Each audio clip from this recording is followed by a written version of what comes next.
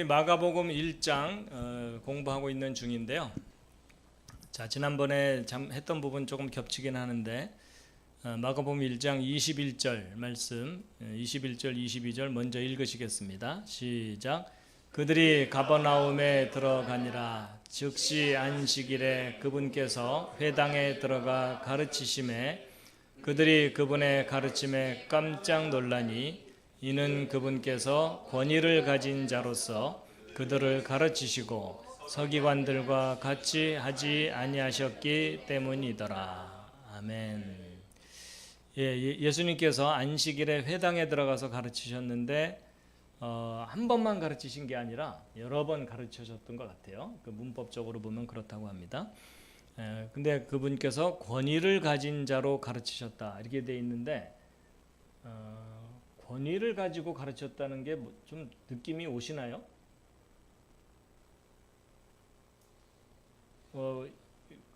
그 권위라는 것하고 권위주의라는 게 있죠. 그렇죠? 권위주의는 좀 부정적인 표현이고 권위 자체가 잘못된 건 아닙니다. 맞죠? 그 권위를 잘못 오용하거나 남용할 때가 문제지. 그 진정한 권위는 좋은 것입니다. 그래서 이제 이 권위라는 단어가 이제 헬라어로 에소시아라고 하는 단어인데 일반적으로는 파워, 그 파워는 힘이죠, 힘, 그렇죠? 근데 힘이 권위의 전부는 아닌 것 같아요. 힘이 권위의 전부는 아닌데 권위에는 힘의 속성이 있긴 하죠. 근데 이제 진정한 권위를 가지려면 힘만 있어서는 안 되고 지혜가 함께 있어야 됩니다. 그래가지고 좀 저는 이제 과학을 공부했기 때문에 공학적으로 좀 설명을 드리면 이런 겁니다. 여러분 여기 세 개가 뭘 것 같습니까? 두부 아닙니다. 제 나름대로 얼음이라고 이렇게 했는데 여름에 이제 그 큰 얼음을 깨본 적 있으신가요? 그 큰 얼음을 깰 때 힘만으로 깨는 것보다 지혜를 사용하면 훨씬 쉽게 깰 수 있는 거 아시나요? 지금 요 세 개가 뭘까요, 이게? 제가 이제 도구인데 제가 나름대로 그냥 간략하게 하나는 망치고 하나는 못이고 하나는 바늘인데 얼음을 깔끔하게 깨는 방법은 바늘로 깨는 것이 깔끔합니다. 그렇죠? 그래가지고 똑같은 힘을 줄 때 그 망치는 100이라는 힘을 줘야 얼음이 깨진다면 못은 그것의 절반 정도 힘만 줘도 이 얼음을 깰 수가 있습니다. 근데 너무나 가느다란 바늘은 10분의 1만 힘을 줘도 이 얼음이 쫙 깨지거든요. 그러니까 힘보다도 더 중요한 것이 지혜입니다. 그렇죠? 그래서 지혜를 가진 사람에게 권위가 있습니다. 물론 힘이 센 사람에게도 권위가 있긴 하지만 힘과 지혜가 함께 가야 됩니다. 그래서 사실 권위는 힘만으로는 표현할 수 없는 단어고요. 능력이라고 봐야 됩니다. 어떤 문제를 해결하는 능력입니다. 자, 오른쪽은 이게 뭐냐면요. 그 비닐이거든요. 비닐인데 여러분 노치 이펙트라는 말이 있어요. 그게 뭐냐면 흠집 효과라는 건데 여러분 그저 이렇게 비닐로 된 봉지 같은 거에 칼로 살짝 베어놓은 것 같은 그런 흠집이 있는 거 혹시 아세요? 상품 중에? 믹스 커피도 한쪽이 약간 약한 부분이 있어요. 여러분 이제 보세요. 여러분 이 비닐을 이제 둘로 찢으려고 하는데 이렇게 흠집이 전혀 없는 비닐하고 이렇게 이제 흠집을 이렇게 내거나 이렇게 내거나 이렇게 낸 비닐이 있으면 어느 게 제일 잘 찢어질까요? 경험상 맨 오른쪽이죠. 오른쪽인 이유가 뭐냐면 이제 과학적으로는 어떤 게 있냐면 요 흠집의 요 끄트머리가 날카로울수록 그 끄트머리에 힘이 집중이 됩니다. 그래가지고 이게 이제 응력 집중 현상이라고 하는데 이 비닐을 찢을 때 천이라는 힘이 필요하다면은요, 이런 흠집이 있을 때는 여기에 힘이 집중되면서 500만 힘을 가해도 이게 비닐이 찢어집니다. 근데 이 경우는 더 날카롭기 때문에 10분의 1만 힘을 줘도 찢어집니다. 근데 이 경우는 이 끄트머리에 힘이 굉장히 많이 집중되기 때문에 이 흠이 없는 거는 1000이라는 힘이 필요하지만 이렇게 뾰족한 흠이 있을 때는 200분의 1 정도의 힘만 줘도 이게 찢어지게 돼 있어요. 그래서 보통 그 비닐에 뭐가 들어있는 거 제품에 살짝 찢어진 부분 찾아서 그 찢으면 쉽게 찢어지는 거 아시죠? 그렇죠? 예. 그러니까 힘보다 더 중요한 요소가 지혜입니다. 그래서 하나님이 창조하신 원리를 잘 이용해 가지고 지혜가 함께 따라갈 때에 사실은 훨씬 훌륭한 능력이 나옵니다. 1000이라는 힘보다도 5라는 힘을 가지고서 문제를 해결하면 훨씬 능력이 있죠. 그러면 그런 능력을 가진 사람은 뭘 갖게 될까요? 권위를 갖게 됩니다. 권위를 갖게 됩니다. 재밌죠? 예, 그러니까 힘으로 우기지 마세요. 지혜를 사용해 주세요. 머리는 장식품이 아닙니다. 근데 이런 지혜가 뛰어나신 분이 누굴까요? 예수 그리스도이시죠. 예. 그래서 여러분 과자 봉지 끄트머리에 이렇게 생긴 거 많이 보시죠? 라면 봉지에도 저 부분을 찾아서 힘을 가해야 잘 찢어지거든요. 예. 그래서 이게 다 하나님께서 창조하신 원리입니다. 여러분 권위를 가진 사람이 전문가입니다. 아마추어는 권위를 갖기가 힘듭니다. 여러분 이제 영어로는 프로페셔널이라고도 하고 그런 게 이제 전문가고요. 그다음에 이제 아마추어라는 표현이 있는데 여러분 전문가 프로하고 아마추어의 차이가 뭔지 옆에 있는 분과 상의해 보시기 바랍니다. 자, 옆에 있는 분 한번 살짝 보시죠. 프로 같습니까? 아마추어 같습니까? 일단 우리는 예의상 프로라고 해줘야 돼요. 그렇죠? 주무십니다.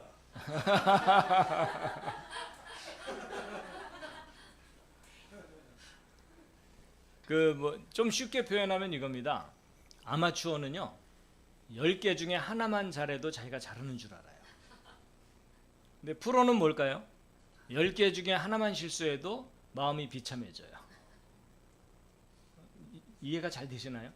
예, 그래서 이제 전문성을 가질 때 권위가 생깁니다.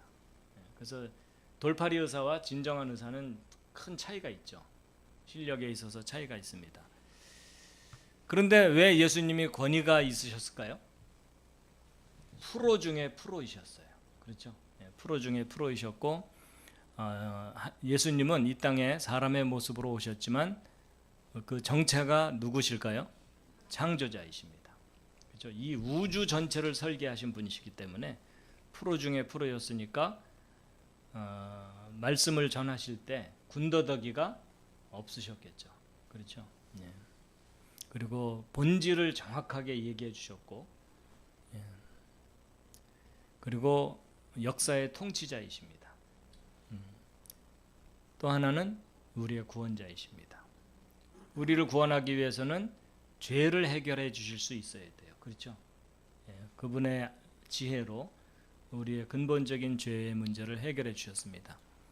그래서 창조하시고 역사를 통치하시고 우리를 구원해 주시는 능력이 있으신 분이시기 때문에 그분은 전능자이셨습니다. 그러니까 진정한 권위를 가지실 수 있었던 거죠. 물론 성경에 예수님의 말씀이 많이 기록되어 있긴 하지만 저는 개인적으로 예수님을 실제로 만나서 그분의 말씀을 직접 들어보고 싶어요. 그런 생각 안 드십니까? 예, 지금 예? 그러니까 목소리를 듣고 그분의 가르침을 직접 들어도 좋을 분이 계실 거예요.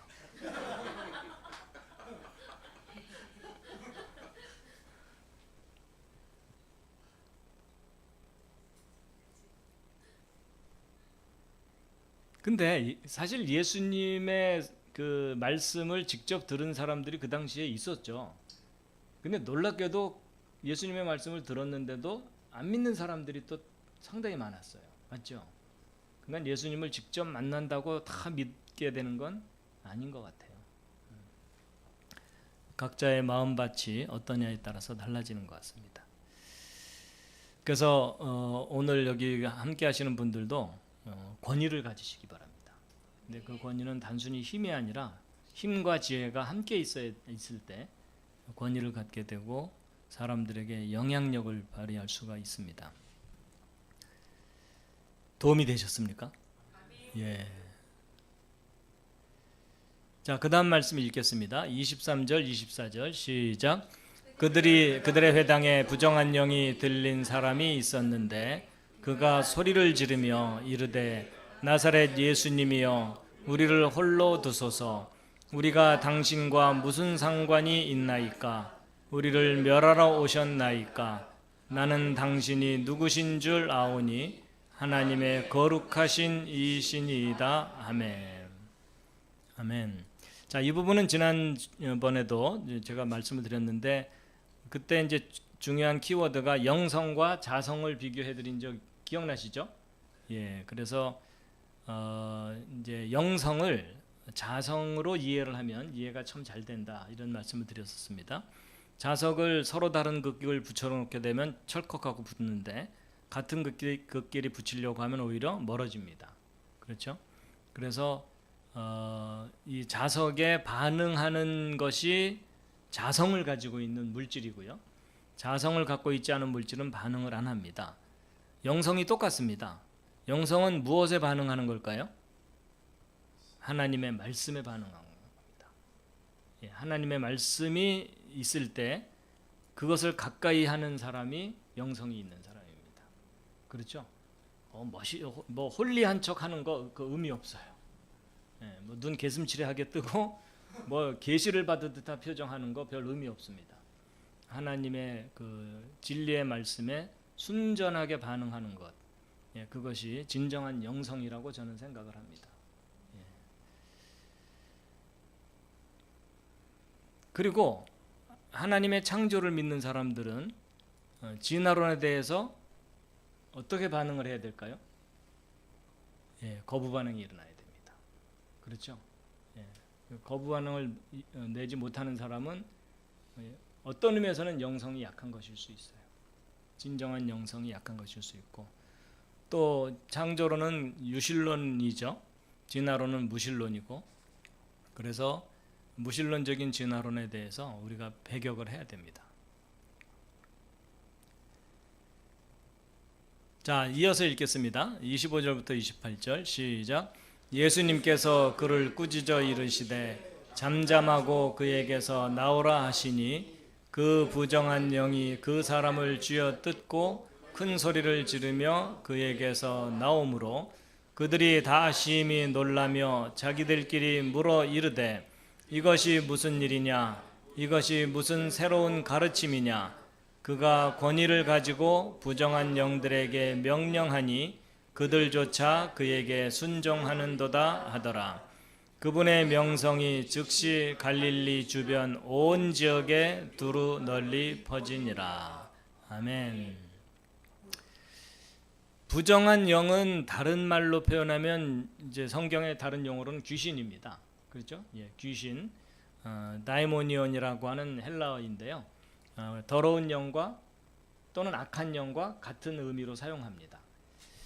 오늘 여기 오신 분들 중에 혹시 귀신을 쫓아내 보신 경험이 있으신 분 계십니까? 아니, 쑥스러워하지 마시고 정체를 밝히십시오. 아무도 없으세요?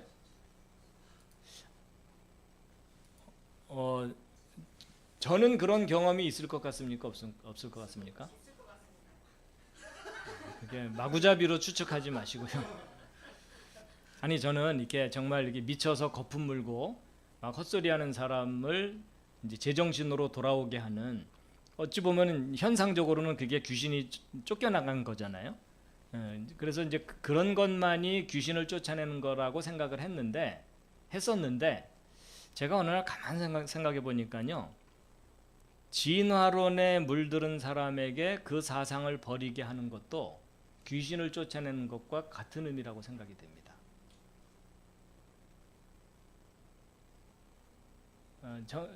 정상적으로 생각해야 되는데 정상적인 생각을 못 하게 되면 병든 거거든요.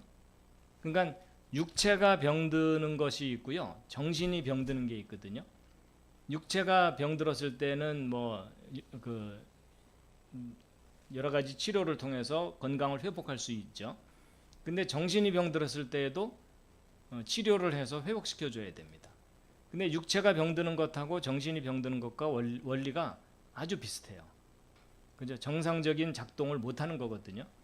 그래서 비정상적인 작동을 하는 것을 정상적인 작동을 할 수 있도록 회복시켜 주는 일. 어떤 의미에서는 몸에서 바이러스를 쫓아내듯이 나쁜 생각, 나쁜 그 지식들을 없애주는 것도 어떤 의미에서 보면 귀신을 쫓아내는 것과 마찬가지입니다. 그런 의미에서 우리가 진리를 전하는 일 자체가 그 진리가 어떤 사람 속에 들어가면 거짓된 것들이 떠나게 돼 있거든요. 그러니까는 꼭 뭐 입에 거품 문 사람들을 정상으로 회복시키는 것만 귀신을 쫓아낸다고 생각하지 마시고요. 뭔가 잘못된 지식을 갖고 있거나 진리가 아닌 것을 소유하고 있는 사람들에게 그것을 버리도록 해주도록 우리가 도와주는 일도 그와 같은 맥락에서 이해를 하면 좋을 것 같습니다. 그렇죠? 예.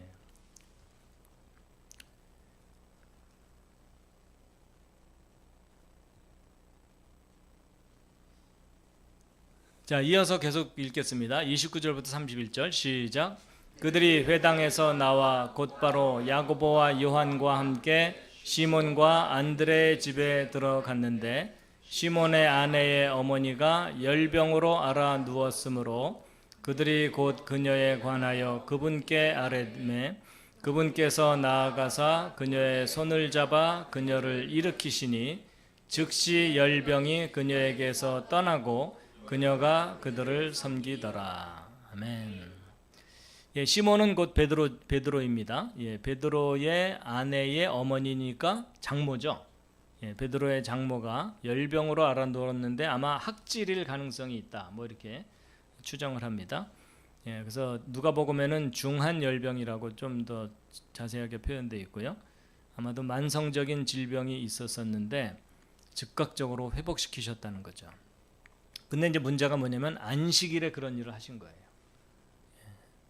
이게 나중에 이제 문제가 됩니다. 자, 시몬 베드로에게 장모가 있다는 얘기는 결혼했다는 거죠. 예, 그런데 이제 천주교에서는 베드로가 초대 교황으로 여겨지고 있고요. 또 독신 제도가 천주교에 있잖아요, 신부들이. 예, 그래서 근데 이제 천주교의 초대 교황으로 추대되는 베드로 자체는 독신이 아니었던 겁니다. 예. 그래서 참고로 이 교황 제도가 처음부터 초대교회부터 있었던 건 아니고요. 예. 5세기 중엽에 레오 1세를 첫 번째 교황으로 보통 본다고 합니다. 그러니까 교황 제도가 베드로부터 바로 있었던 것은 절대 아닙니다. 예, 그리고 이제 어떤 분들은 중세 교황 제도의 기초를 놓은 그레고리 1세가 첫 번째 교황이다라고 주장하는 사람도 있어요. 어쨌든 교황 제도가 초대교회부터 있었던 건 아니라는 것을 좀 말씀드리고요. 그리고 이제 9세기까지 1대 교황 베드로부터 따져서 한 40대 교황까지가 결혼을 했었다고 합니다. 그리고 이제 사제가 독신으로 살아야 된다는 제도를 의무화시킨 것은 한참 후입니다. 12세기쯤 돼서 2차 라테란 공의회 때에 독신을 의무화시켰다고 합니다. 그러니까 이런 역사적인 배경을 우리가 조금은 알 필요가 있을 것 같습니다. 그래서 이제 베드로가 독신이 아니었다는 것에 대해서 이제 여기도 그 내용이 나오지만 고린도전서 9장 5절에 그 사도 바울이 한 말이거든요. 함께 읽겠습니다. 시작. 우리에게 다른 사도들이나 주의 형제들이나 게바와 같이 자매 곧 아내를 데리고 다닐 권리가 없느냐.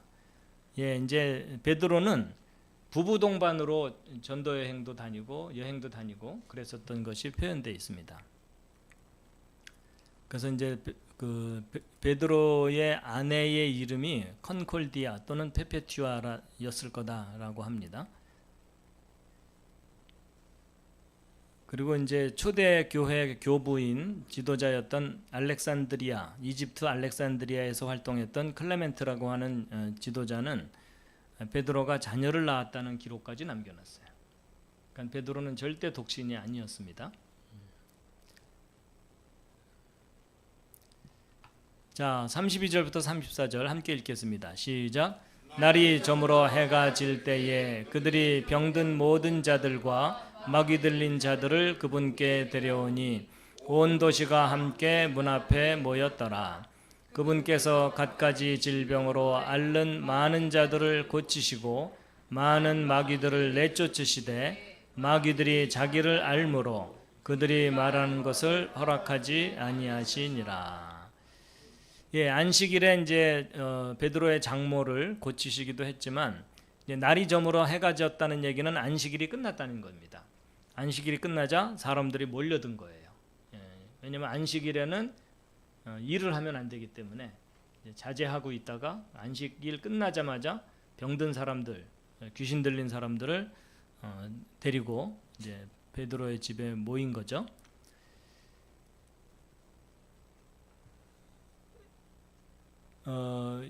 여기 표현을 보시면은 병든 자들과 마귀 들린 자라고 되어 있는데 병든 자는 육체가 망가진 사람들이고요. 마귀 들린 자는 정신이 망가진 사람들입니다. 예, 그렇게 분류를 하시면 이해가 잘 되실 겁니다. 그래서 이제 그들을 이제 결국 병든 자들을 고치시고 마귀 들린 자들을 정상으로 회복시키시는데, 자, 35절 읽겠습니다. 시작. 새벽에 아직 날이 밝기 훨씬 전에 그분께서 일어나 나가서 외진 곳으로 떠나 거기서 기도하시더라.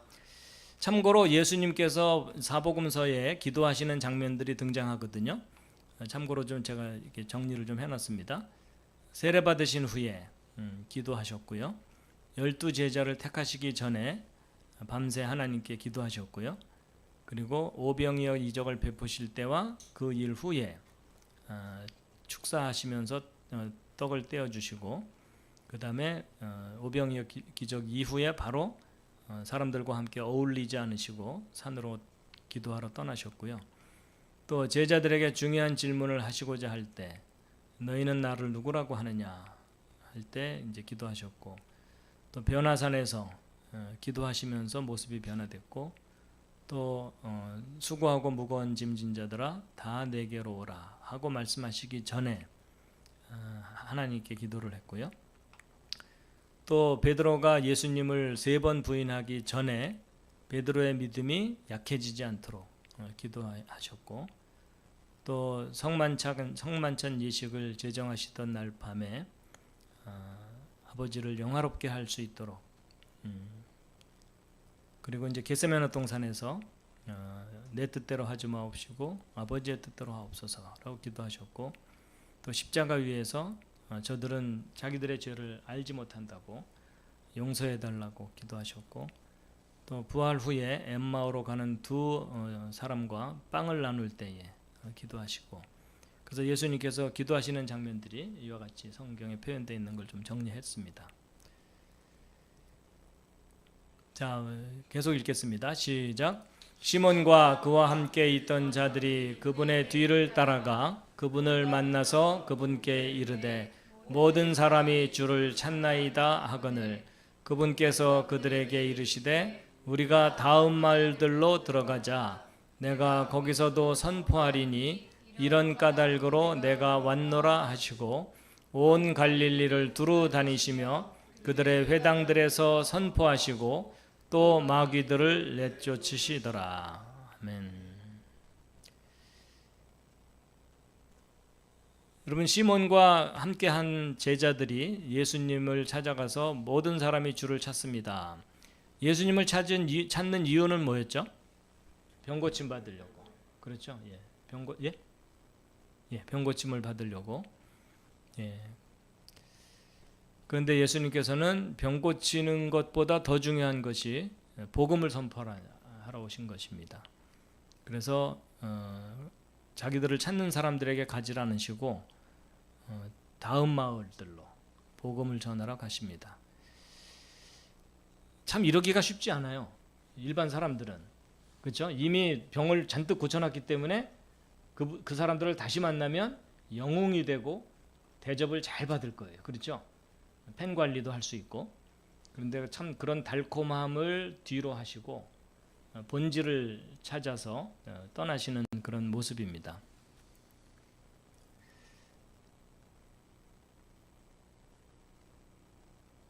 참고로 이 다음 마을들로 가자 그랬는데 그때 당시 요세푸스 기록에 의하면 갈릴리 주변에 수천 명 정도가 거하는 마을이 한 200여 개가 있었다고 합니다.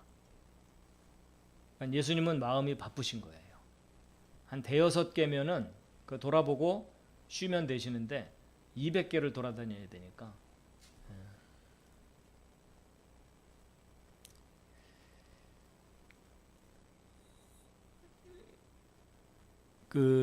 조금 전에도 말씀드렸지만 귀신 들렸다는 표현이요, 병 들었다는 표현입니다. 그렇죠? 그래서 육체가 병 들었을 때도 또는 정신이 병 들었을 때도 귀신 들렸다는 표현을 쓰는 것이 그다지 모순되지 않습니다. 여러분 우리가 병드는 이유는 병을 일으키는 원인이 되는 그 병원체들이 있거든요. 대표적인 게 뭐가 있죠? 박테리아가 있습니다. 또 뭐가 있죠? 곰팡이가 있습니다. 그리고 또 뭐가 있죠? 바이러스가 있습니다. 여러분 박테리아하고 곰팡이하고 바이러스를 구별하시나요? 별로 뭐 인생에 도움이 안 되니까 관심이 없으시군요. 그 크기가 일단 좀 차이가 있는데요. 우리 몸의 세포가 이만하다면 10미크론 정도 되거든요. 박테리아는 1미크론 정도니까 일단 길이 비율로 지름으로는 10분의 1이거든요. 근데 이걸 부피 비율로 따지면 1000분의 1입니다. 근데 바이러스는 박테리아보다도 또 10분의 1이에요. 그러니까 우리 몸의 세포의 100만 분의 1입니다. 크기로 따지면.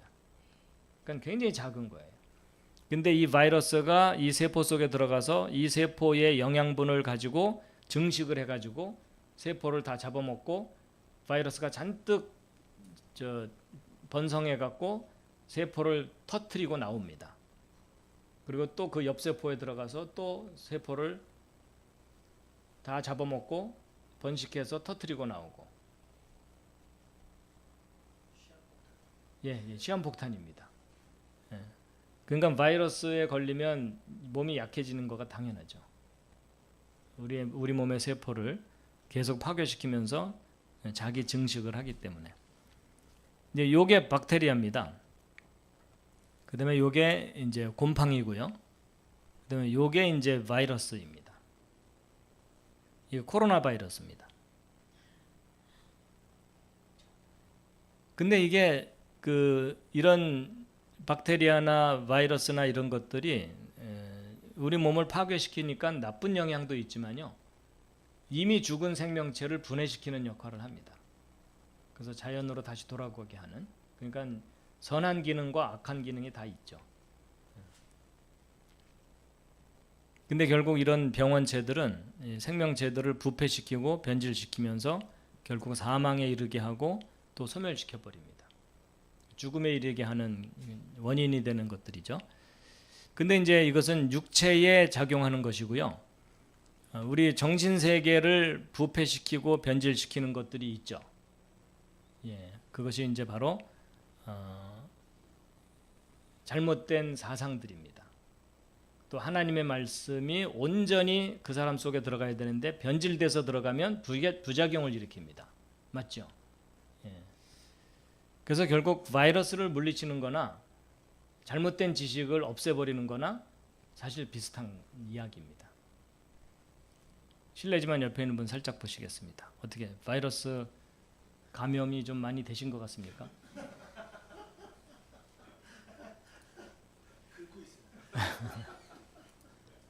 근데 사실 지금 전 세계 사람들이요, 영양 상태가 좋아져서 육체는 건강할지 모르지만 정신적으로는 진화론 바이러스에 감염이 돼 있습니다. 맞죠? 예, 그러니까 성경을 기록된 그대로 믿지 못하고 신화 취급하고 오히려 부정적인 관점으로 바라보게 돼 있는데 어떤 의미에서는 잘못된 사상에 감염돼서 진리를 알아보지 못하는 그런 병자들이라고 볼 수 있습니다. 심지어 기독교인들조차도 진화론 사상에 뿌리 깊게 감염이 돼 있습니다. 그래서 우리가 깨어 정신 차리지 않으면 잘못된 사상 때문에 성경을 왜곡해서 바라보고 그럴 수가 있습니다. 동의하시나요? 예. 자, 40절 이유는 오늘은 요 앞부분까지만 공부를 하도록 하겠습니다.